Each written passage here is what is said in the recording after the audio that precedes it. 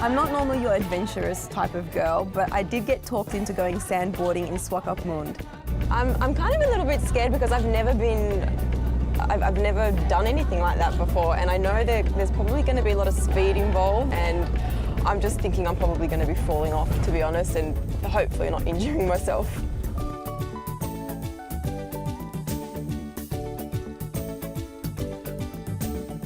Like everything else in life, it is fun and exciting.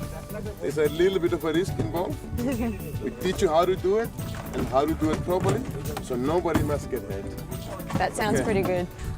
I'm signing my life away. I am signing my life away, but you know, let's all hope for the best. It kind of looks like the movies, doesn't it? Like, you know, in those movies where you see those people walking through the desert and you just see footprints, and they kind of eventually get to the other end and they die because there's no water. I do it professional? I feel professional, but that's like he said, but you haven't started yet. I'm really worried. I think I need to go to the toilet.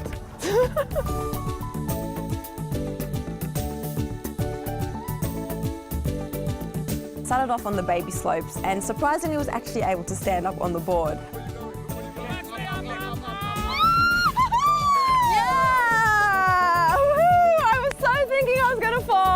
And I was like, relax, relax, relax, and I stood. I'm so happy.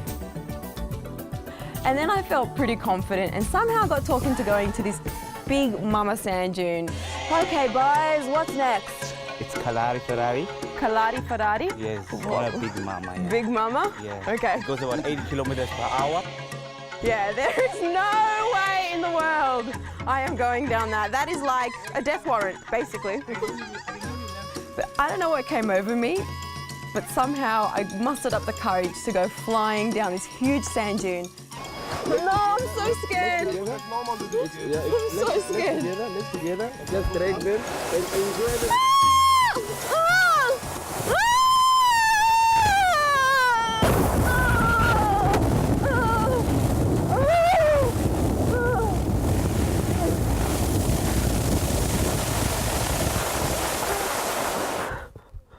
I was flying down and I just heard someone say, just like relax and enjoy the feeling. I'm like, that's a really good idea. Maybe I'll just do that. But I was like, I'm so scared. And like, just was flying, and like I felt, wow, I've scraped here and I've scraped here and I've hit my chin, but it was just like, it was awesome.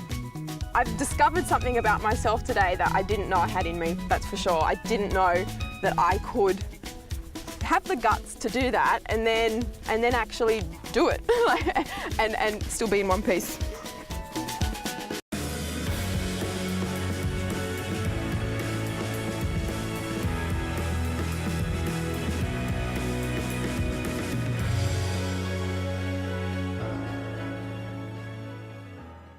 Canoeing in the Amazon is not like canoeing anywhere else in the world. We get into the Amazon off this small plane, which is its own amazing experience. There's something about coming into the tropical rainforest that was just sort of a dream. And actually flying into it in a single-engine piston aircraft and coming down from 5,000 feet over the forest and getting closer and closer. I don't know, I just felt like David Attenborough coming in to explore the forest. This is probably the coolest thing I've ever seen, was landing here. And everybody's so nice. When you get off the plane, we meet our guide Bai, and then we go on this beautiful 20-minute canoe ride all the way to the Waurani Eco Lodge. I didn't know what I was expecting. I kind of thought we would have paddles, but we didn't. We were poling down the river. So we're going into the woods a little bit to look for the palm that's used to make the poles, Palma de Palanquillar, and we're just cleaning our way into the jungle a little bit. Okay, so here's the Palma de Palanquillar, and now take it out. This is going to be the pole that I use. So now I cut off where it's green. I didn't do a very clean cut because you have to grab the pole pretty hard. It's ready, my first pole. The most important part of canoeing is having a paddle.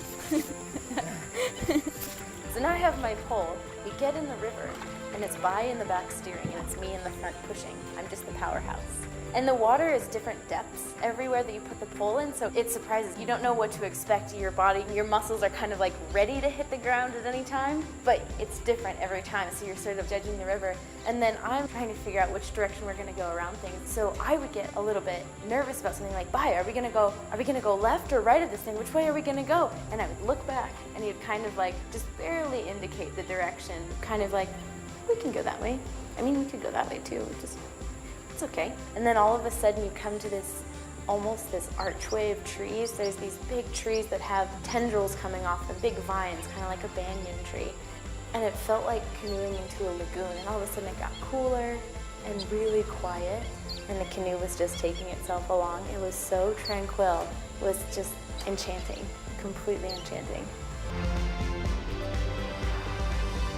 The safety tips for canoeing are to use the life jacket always on, to have the hands into the canoe to avoid hits on fingers, and also to be looking forward for maybe obstacles that can hurt us once we are navigating. Definitely, there's no training that you need to do to pole a dugout canoe down the Amazon. You just have to do it.